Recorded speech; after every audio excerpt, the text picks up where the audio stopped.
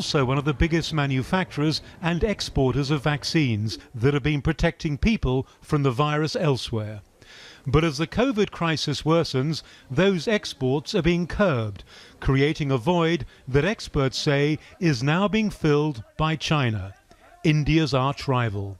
At a video conference this week, China's Foreign Minister Wang Yi told his South Asian counterparts that Beijing was ready to help in any way it could, a spokesman making clear this was a long-term commitment. This includes opening our door for the participation of South Asian countries, including India.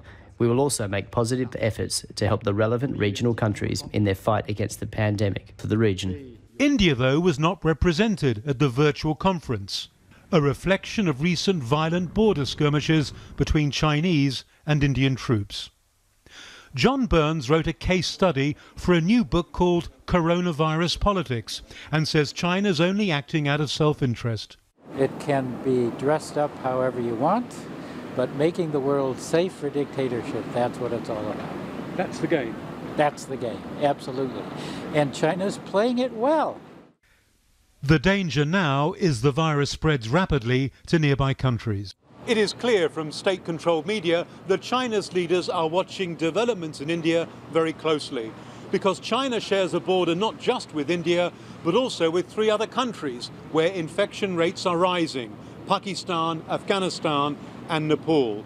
And there was a wake-up call here in Hong Kong just a few weeks ago when a flight arrived from New Delhi with more than 50 passengers on board who tested positive for COVID-19. China, like Russia, the United States and India, has been selling or donating its vaccines to countries around the world, giving rise to the term vaccine diplomacy. In Pakistan, China's already taken a leading role in supplying millions of its jabs, with more expected this week.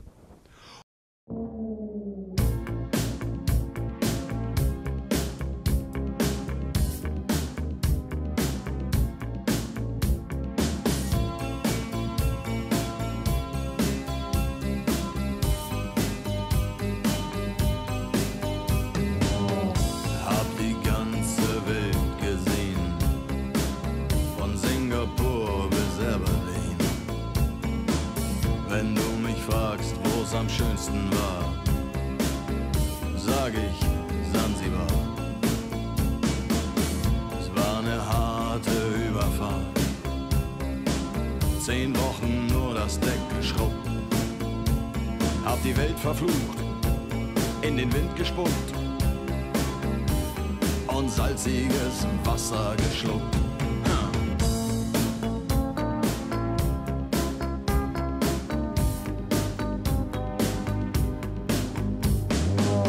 Als wir den Anker warfen, war es himmlische Ruhe und die Sonne stand senkrecht am Himmel. Als ich über die Reling sah, da glaubte ich zu träumen. Da waren 1000 Boote und sie hielten auf uns zu. In den Booten waren Männer und Frauen, ihre Leiber glänzten in der Sonne und sie sangen ein Lied, das kam mir seltsam bekannt vor. Aber so hatte ich's noch nie gehört. So hatte ich's noch nie gehört.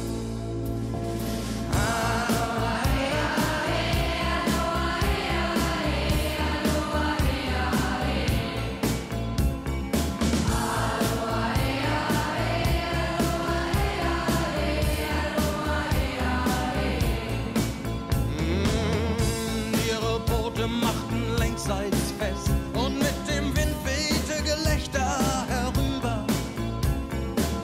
Sie nahmen ihre Blumenkränze